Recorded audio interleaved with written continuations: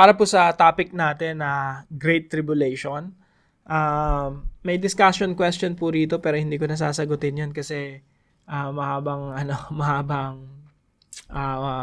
tingin ko mahaba yung i-share ko sa inyo ngayon. So, dito sa discussion question, what are your thoughts on considering suffering as pure joy? Pwede niyo pong sagutin yan sa comment section or sa inyong mga discussion groups. Now, gusto ko lang pong ibaling yung attention natin doon sa tatlong kaparaanan paano ini-interpret yung Great Tribulation. Kasi po, may mga Kristiyano sasabihin nila, nakalipas na yan. Panahon pa ng mga original na mga apostol yan, tsaka mga naunang Kristiyano. So, yung Great Tribulation, doon nangyari sa panahon nila, ng mga unang Kristiyano. Sabi naman ng iba, present yan. Ibig sabihin, nangyayari yan in every generation. Pati sa ngayon, may tribulation. Hindi lang nga dito, maybe sa mga persecuted places, mga persecuted Christians sa iba't ibang mga lugar. Now, sabi naman ng ilang mga Kristiyano, majority po dito sa Pilipinas, future yan. I'm sure narinig nyo na yun. Pag sinabing Great Tribulation, sinasabi future. Mangyayari yan sometime in the future pag dumating na yung Antikristo. Sabi ng iba, 3.5 years. Sabi ng iba, 7 years na matinding paghihirap. Future intense suffering. Now, gusto ko pong sagutin yung tanong na paano naintindihan ng sinaunang Kristiyano yung prophecy ng ating Panginoong Jesucristo. Itong Matthew 24:21. Sabi rito, for then there will be great tribulation. Magkakaroon daw ng matinding kapighatian. Hindi pa nararanasan mula ng likhain ng sanlibutan hanggang sa ngayon at hindi mararanasan pa kahit kailan. So, sobrang tinding kapighatian yan. Pero ang tanong, kailan yan? Sa nakalipas na ba? Ongoing ba ngayon yan? Or sa future? Now, gusto kong i-discuss sa inyo yung past na nangyari na to in the past at magbabase tayo sa mga naunang Kristiyano. Yung Matthew po kasi, syempre sinulat ni Matthew yan. At nirecord ni Matthew yung prophecy ng Panginoong Jesucristo sa Matthew 24 patungkol sa Great Tribulation. So syempre, nung sinulat ni Matthew yan, meron siyang mga recipient. Ibig sabihin, nung sinulat niya yan, ibibigay niya yan, isasend niya talaga yan sa mga readers niya.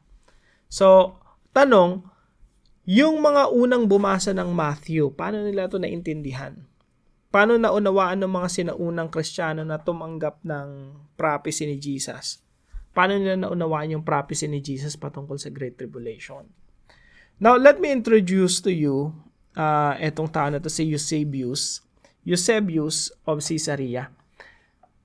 Ito pong si Eusebius, bishop po siya nung unang-unang panahon pa. Siya po ay historian, church historian. So, siya po, nirecord niya po yung history ng Christianity from the time of Jesus Christ hanggang kay Constantine. So, mga 300 years po iyon. Yun po yung tinatawag na ecclesiastical history. Yan po yung kanyang isa sa kumbaga magnus opus, yung isa sa pinaka-importanteng sinulat. Ecclesiastical history. Kasaysayan ng church, ng mga mananampalataya. Now, sa book 3, chapter 1 hanggang 7 or 8, depende kung gusto nyo basahin lahat, no? Makikita nyo po doon na ang pagkakaintindi ng sinaunang Kristiyano sa Great Tribulation ay sa panahon nila mangyayari. At nangyari nga sa panahon nila. Ibig sabihin, nung tinanggap nila yung prophecy ni Jesus Christ na magkakaroon ng Great Tribulation, alam nung mga Kristiyano nung unang panahon na sa kanila mangyayari yon sa panahon nila. Kaya nga yung mga Kristiyano nung unang panahon sa Jerusalem, makikita niyo sa Bible, pinagbebenta nila yung mga properties nila sa Jerusalem. Kasi yung Jerusalem, yan yung dadanas ng Great Tribulation.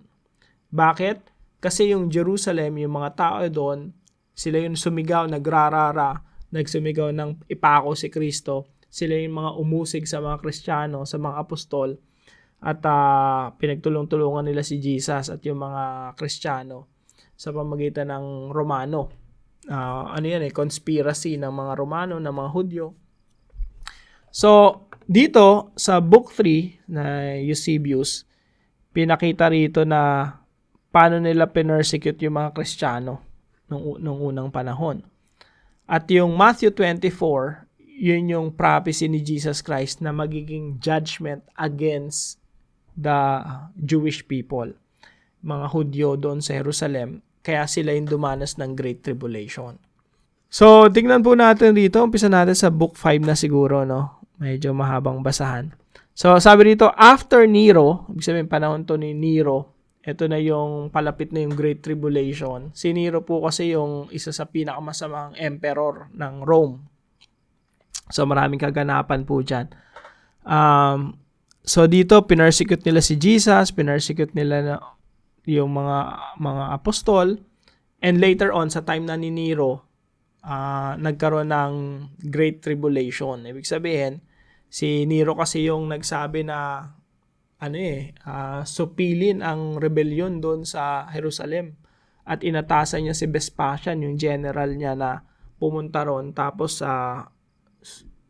kumbaga ayusin yung Jerusalem kasi nagkaroon ng rebellion doon. At yun nga, doon nangyari yung Great Tribulation. Dito po, pag tinignan yung record dito, very precise po rito eh. Yung mga Kristiyano, nakita nyo po rito, sabi rito, on the other hand, the people of the church in Jerusalem were commanded by an oracle. Ganito po yung nangyari dyan, summarize ko lang. Ito yung Jerusalem, andyan na yung mga sundalong Romano, yung mga apostol wala na. Umalis na yung mga followers ni Jesus. Tsaka yung church mismo, yung mga followers ni Jesus, sabi dito, yung followers ni Jesus, yung church in Jerusalem were commanded by an oracle, ibig sabihin ng prophecy ni Jesus, given by revelation before the war, those in the city who were worthy of it to depart and dwell in one of the cities of Perea. Ibig sabihin, yung mga tao doon sa Jerusalem, bago wasakin ng mga Romano yan, bago sunugin ng mga Romano yung Jerusalem, yung templo nila ron, nag-alisa na yung mga Kristiyano. Kasi doon sa, isipin niyo po yung isang city, no? Papaligiran ng mga Romano. Gugutumin talaga yung mga tao dyan hanggang sa sumurrender. At grabe yung Great Tribulation dyan eh. Kasi nagkandamatay talaga yung mga tao dyan. Nandito po yung description kay Eusebius.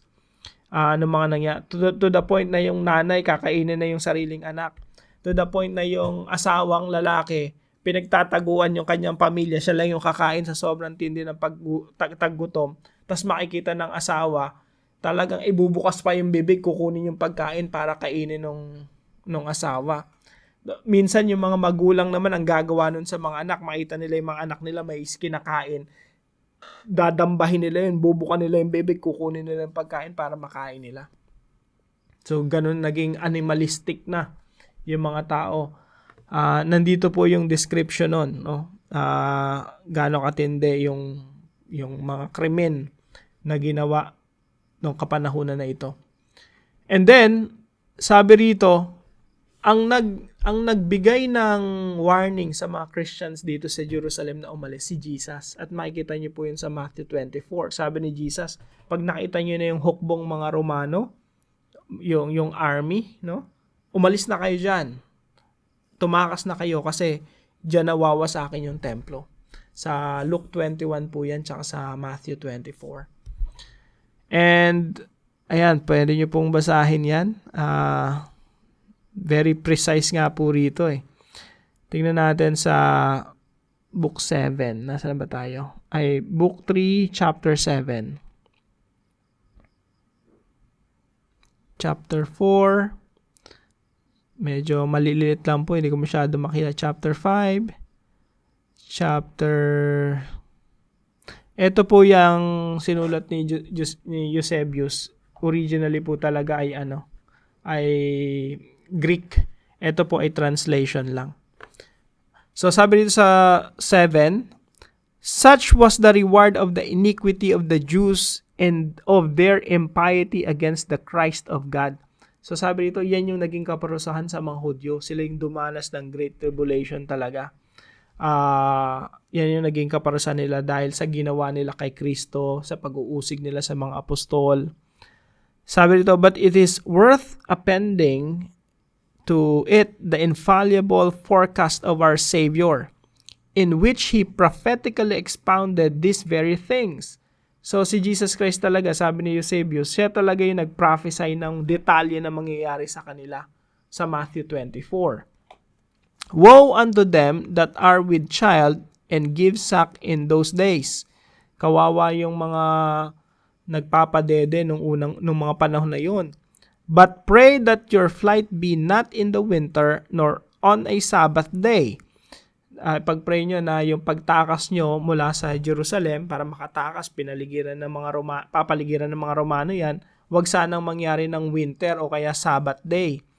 For there shall then be great afflictions, ito na yung great tribulation, such as was not from the beginning of the world until now, nor shall be. So, kinote na ni Eusebius yung verse natin ngayon na Matthew 24:21. In-apply ni Eusebius at nung early church, yung Great Tribulation, hindi sa panahon natin or future natin, kundi sa panahon nila.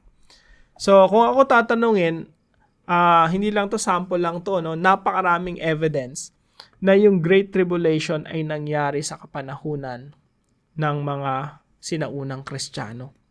So, naniniwala ako na past, kung aralin natin yung ebidensya, nangyari na to. Yung Great Tribulation ay nangyari na sa kapanahunan ng mga sinaunang Kristiyano.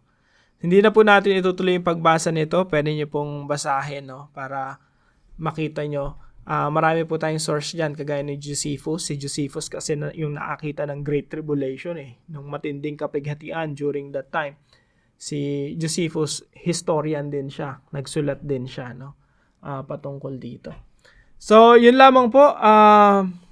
Let me just add, no? Dito na lang sa discussion. Sabi ko, hindi ko na isasama to, pero sasama ko na rin. So, what are your thoughts on considering suffering as pure joy? Ano mga pumapasok sa isip ko pag merong pagdurusa? Pag dumaranas tayo ng pagdurusa. Well, yung pagdurusa talaga, kasama talaga sa Christian life yan. Sabi nga sa Philippians chapter 1 verse 29, for it has been granted unto you not only to believe in Jesus Christ but also to suffer for Him. Ibig sabihin, pag nanampalataya ka sa Panginoong Jesucristo, kasama talaga yung pagdurusa, yung kaakibat nun, yung suffering. Kasi pag sumunod ka sa Panginoong Jesucristo, talagang mamumuhay ka ng may katuwiran. At kapag namuhay ka ng matuwid, kalaban mo ang lahat ng mga taong gumagawa ng masama.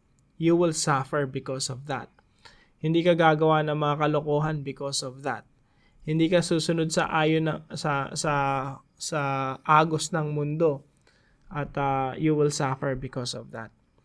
So, kung nagdurusa ka alang-alang sa Panginoong Jesucristo, yan yung pinaka-point, no? Kung nagdurusa ka alang-alang sa Panginoong Jesucristo, you can consider that pure joy. Pero kung nagdurusa ka kasi nga gumawa ka ng mali, gumawa ka ng kasalanan, because of that you're suffering, hindi yun yung tinutukoy dito, no? So yung tinutukoy dito na consider it pure joy when you suffer. Ito yung gumagawa ka ng mabuti alang-alang sa Panginoong Jesucristo. So para po sa inyo, no, what are your thoughts on considering suffering as pure joy? Let me know po in the comment section right below this video. At pwede po natin pag-usapan yan sa discussion groups po natin. So yun lamang po. I hope may natutunan po tayo dito sa topic natin patungkol sa Great Tribulation. God bless you po. See you po tomorrow 5 a.m. dito sa ating Daily Devotions.